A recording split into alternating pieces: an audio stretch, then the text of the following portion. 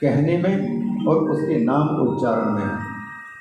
कान की सार्थकता जिसने कान दिया है उसकी कथा और उसके नाम सुनने में। मन की सार्थकता जिसने मन दिया है उसी के मनन करने में है। अगर इनके अतिरिक्त किसी दूसरे का मनन चिंतन हो रहा है, श्रवण हो रहा है, कथन हो रहा है, तो व्यक्ति खतरे के गर्त की ओर प्रवेश कर रहा है। कहते हैं प्रत्यक्षम चक्षुषा दृष्ट्वा तत्र लोकः प्रवर्तते। व्यक्ति है आँख से देख करके किसी चीज़ को जानता है, फिर उसको पाने के लिए प्रवृत्त होता है। अप्रत्यक्षम ही सर्वत्र ज्ञात्वा श्रोत्रेण चेष्टते। लेकिन जो आँखों की पकड़ में नहीं आ रहा हो तो उसके लिए साधन क्या है? उसके लिए ये कान है, सुनना।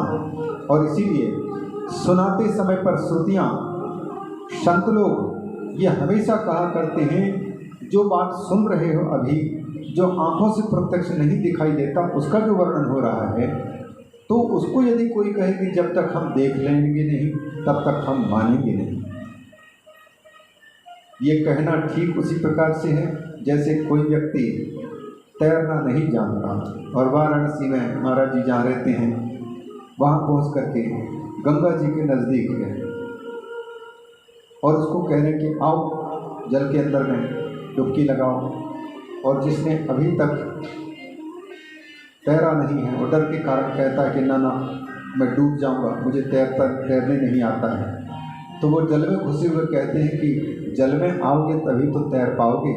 तो बोलता है कि ना ना मैं डूब जाऊंगा, बिना जब तक मुझे तैरना नहीं आए तब तक जल के अंदर प्रवेश नहीं करूंगा। अच्छा आप बताइए, जल के अंदर जब तक प्रवेश नहीं करेगा तो क्या धूल में इस भूमि में बैठ करके और तैरना सीख पाएगा? तैरना सीखना है तो जल के अंदर प्रवेश करना पड़ेगा, क्योंकि जल में प्रवेश किए बिना तैर नहीं सकते। और व्यक्ति कहता है कि हम प्रवेश नहीं कर सकते, प्रवेश इसी नहीं कर सकते क्योंकि हमको तैरना नहीं आता। उसी प्रकार नास्तिक कहता है कि आपका भगवान सर्ववान हम नहीं मानते, अगर है तो कहीं दिखाओ, देख लेंगे तब हम मानेंगे। तो जब तक उसको मान करके चलना नहीं होगा तब तक उसका दिखना भी नहीं होगा। इसलिए श्रुतियाँ हमेशा कहती हैं श्रद्धात्सो, श्रद्धा करो। श्रद्धा उस पर होती है जो आँख में प्रत्यक्ष नहीं दिखाई दे रही, पर जिस पर श्रद्धा करके जब हम चलते हैं तो आगे चल करके यही श्रद्धा हमको दिखा देती है। यही श्रद्धा भगवती पार्वती के रूप में यहाँ पर वर्णित भी होने वाली है।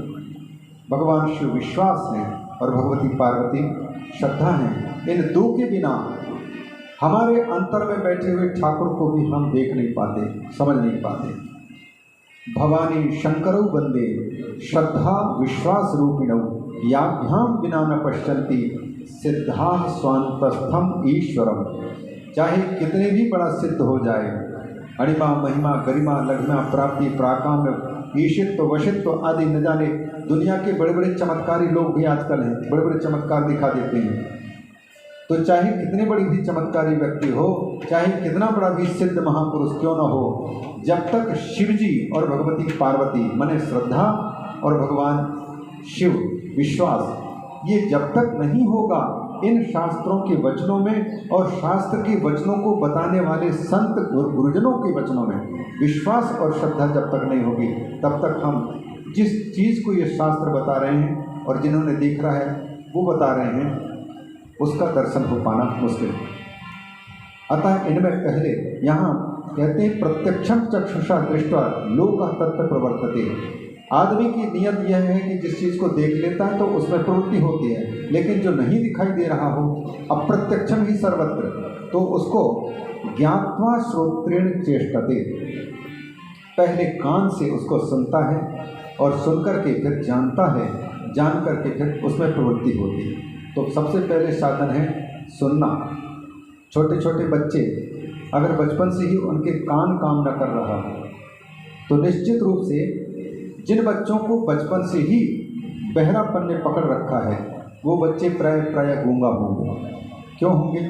क्योंकि कान में शब्द जब प्रवेश ही नहीं कर रहा है और हम जो सीखे हैं बोल रहे हैं वो सुनकर के सीखे हैं। माता पिता जैसे बोलते हैं, समाज के लोग जैसे बोलते हैं, उसको पहले कान से हमने सुना है और सुनना हमको आया है, तभी हम बोलना भी जान पा रहे हैं। उसी के नकल कर रहे हैं। माता पिता जिस जो बोलते हैं वैसे बोलना, या लोग जैसे बोलते हैं उस प्रकार से आदत पड़ चुकी होती है। जब ध्वनि ही कान के अंदर में प्रवेश नहीं कर पा रहे हैं तो फिर बोलेंगे किसका, कैसे उच्चारण हो पाएगा, मालूम नहीं पड़ पाएगा, बहरे।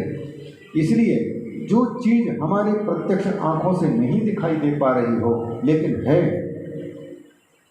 उस चीज़ को जानने के लिए श्रद्धापूर्वक पहले श्रवण साधन, श्रवणम तस्मात् श्रवणम एवं आदौ श्रुत्वा गुरुमुखात् बुधा। इसलिए विद्वान को चाहिए कि सबसे पहले गुरुमुख से उस तत्व के बारे में सुने जिसको शिव नाम दिया जा रहा है, परब्रह्म नाम दिया जा रहा है, उसको सुने। तथा संसाधयेव अन्यत्, इसके बाद फिर अन्य साधन करे। दूसरा साधन कौन? कीर्तनम मननम सुधीः। क्रमात् मनन पर्यन्ते साधनेस्मिन् सुसाधिते शिव योगो भवेत् तेन सालोक्यादि क्रमात् शनैः। इन तीनों की सिद्धि होने के बाद पहले श्रवणम, फिर मननम, फिर निधिध्यासनम। ये जब हो जाए, श्रवण कीर्तन और मनन ये आ जाए, अथवा श्रवण मनन निधिध्यासन वो आ जाए, तो इनके बाद में यह साधन सिद्ध कहलाता है, महासाधन सिद्ध हुआ। इस साधन के सिद्ध होने के साथ साथ में शिव के साथ में योग होता है, नव संबंध जुड़ता है। संबंध जब जुड़ता है तो उनकी कृपा से सबसे पहले प्रलोभन की वस्तुएं सामने आएंगी। आप जो कहेंगे वाणी सत्य सिद्ध होगी, ये सिद्धि। और यहीं अगर रह गए तो फिर यहीं के यहीं रह जाएंगे। चमत्कार होंगे, सालोक्य, साष्टी, सामीप्य, सायुज्य, कैवल्य आदि ये मुक्तियाँ सामने उपस्थित होंगी। भगवान प्रलोभन देंगे, तुमको मुक्ति चाहिए, मुक्ति ले लो। लेकिन हमें यहाँ पर केवल मुक्ति पाकर के ही हम अगर विराम ले रहे हैं तो भगवान का जो सहज स्वरूप है उस स्वरूप तक हमारी पहुँच नहीं हो सकेगी।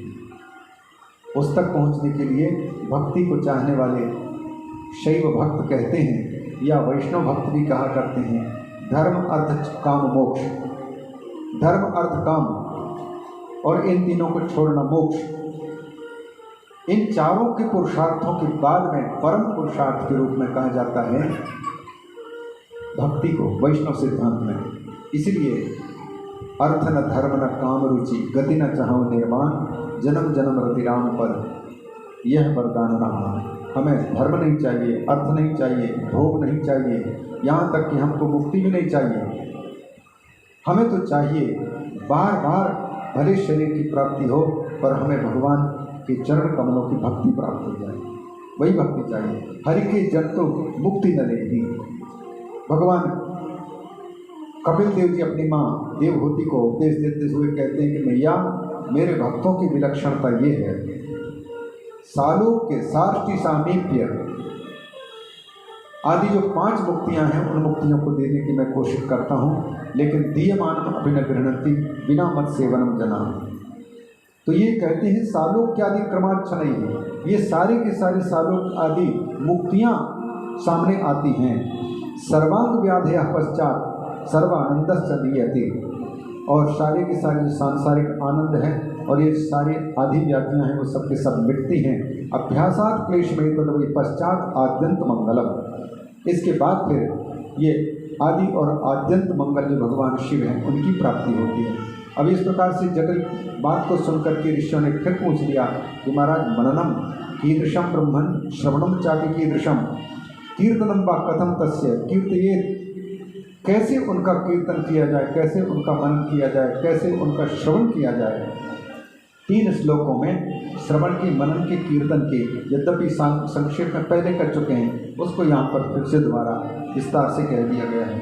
उसके बाद फिर ये जो महासाधन कहा है, इस साधन के महात्म्य से मुनीश्वरों युष्मदर्थम प्रवक्ष्यामि।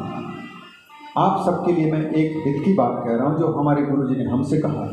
रोमहर्षण ऋषि जी कहते हैं कि मेरे गुरुदेव वेदव्यास जी ने अपना अनुभव हमको जो सुनाया है इन साधनों के विषय में, उस विषय को मैं सुनाता हूँ। मेरे गुरुदेव वेदव्यास जी एक बार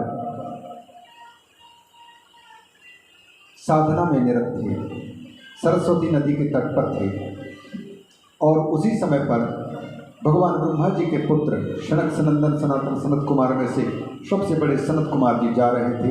तो वेदव्यास जी को देख करके वो सरस्वती नदी के किनारे नीचे उतर आए। वेदव्यास जी ने उठ करके उनको प्रणाम किया और उनके मन की बात जान करके भगवान सनत कुमार ने जो बात कही वो सुनो। वो कहते हैं सत्यम वस्तु मुनि दध्याः साक्षात कर्ण गोचरा। वेदव्यास जी आप जो ध्यान कर रहे हैं आप सत्य का ध्यान कीजिए, उसी का चिंतन कीजिए।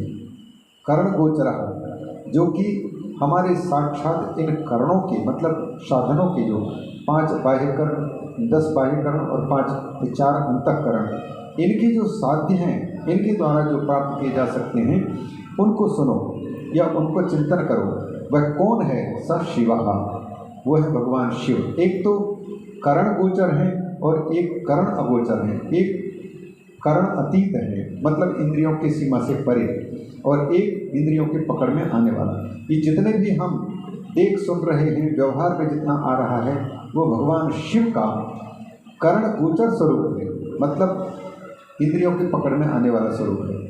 और जिस तक हमारी इंद्रियों की पहुंच नहीं है और जिनके प्रतीक के रूप में शिवलिंग की पूजा करते हैं वो है निर्गुण निराकार परमात्मा।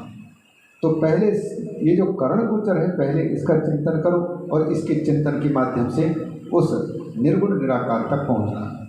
तत्व तो वही है जो हमारे शास्त्रों को लेकर के अन्य कौम वाले भी कहते हैं एक ही है, तत्व एक ही है। और आप लोग जो करोड़ों हजारों की देवी देवताओं के रूप में पूजा कर रहे हैं ये तत्व तो परमात्मा तो एक ही है। लेकिन उस एक तत्व को समझने के लिए ही ये सारे रूप हैं, क्योंकि उस एक को कौन कहेगा कौन समझेगा और समझने की चीज़ कौन होगी उस बुद्धि से परे हो जाती है। तो वहाँ तक पहुँचने के लिए ये रास्ता है। वह शिव सहायोत्र तपश्चरसि किं कृते, यहाँ जो तपस्या कर रहे हो किसके लिए हो? इस प्रकार कुमार के द्वारा कहने पर उन वेदव्यास जी ने अपने हृदय की बात कही कि गुरुदेव ऋषिवर धर्म अर्थ काम मोक्ष वेद मार्गे कृतादराः बहुधा स्थापिता लोके मया त्वत्कृपया। हमने इस लोक में धर्म की स्थापना की, अर्थ की स्थापना की, काम अर्थ धर्म काम मोक्ष चारों की प्राप्ति जैसे हो सकती सबका साधन बता दिया है हमने। लेकिन फिर भी मेरे चित्त में ये बहुत बड़ा सवाल उत्पन्न हो रहा है, जो इन चारों के होने के बाद ही मुक्ति साधनकम ज्ञानम नोदेति परमाद्भुतम। मैं दूसरों को सुना तो सकता हूँ लेकिन स्वयं को मुक्ति प्रदान करने वाले जो साधन है वो साधन मुझको जो ज्ञान रूप साधन है वो ज्ञान उदित हो ही नहीं रहा है। ये ज्ञान कौन? शिव रूपी ज्ञान जो मुक्ति प्रदान करने वाला भी है और भक्ति प्रदान करने वाला भी है, वो उदित नहीं हो रहा है। तो ऐसी स्थिति में मैं क्या करूँगा? तो सनत कुमार जी ने इन प्रश्नों का उत्तर देते समय इन 3 साधनों का वर्णन किया। तो वेदव्यास जी ने ऐसा सुनाया, श्रवणम कीर्तनम शंभोर मननम वेद सम्मतम त्रिगम च साधनम मुक्ते शिवेन मम भाषितम। शिव जी ने मुझसे वर्णन किया। ऐसे ये स्वयं वेदव्यास जी के सामने सुना रहे हैं सनत कुमार जी, और सनत कुमार जी कहते हैं कि हमने जो ये बात सुनी है ये भगवान शंकर के परम सेवक जिस पर वो सवार होते हैं वो नंदिकेश्वर भगवान से हमने श्रवण किया है। तो नंदिकेश्वर और भगवान सनत कुमार का संवाद यहाँ पर बीच में आया है। इस संवाद में भी वही श्रवण मनन निधिध्यासन की बात कही है और साधारण पूजा की बात कह करके ये सनकादि ऋषि सनत कुमार के सामने नंदीश्वर ने शिव तत्व का वर्णन किया है। क्या वर्णन किया है? नंदिकेश्वर जो आज प्रातःकाल चर्चा चल रही ऑफिस में शिवलिंग की उत्पत्ति कैसे है, ये उसी बात को यहाँ पर रख रहे हैं, क्योंकि भगवान शिव की सेवा में सर्वदा तत्पर रहने वाले नंदिकेश्वर नंदी वृषभ उनसे बढ़कर के और कोई दूसरा जानकार नहीं हो सकता। जो निरंतर सेवा में जिस स्वामी के हैं वही उनके नज़दीक रहने के कारण अधिक से अधिक परिचय दे सकते हैं। तो नंदीश्वर बता रहे हैं भगवान कुमार को, सनत कुमार को बता रहे हैं कैसे किस प्रकार से पूजा उनकी होती है, किस प्रकार से उनके श्रवण मनन निधिध्यासन होता है, इन सबको बताने के लिए तो उनकी उत्पत्ति पहले सुनाते हैं। पुरा कदाचिद योगींद्र विष्णुर्विषधरासनः शुश्वाप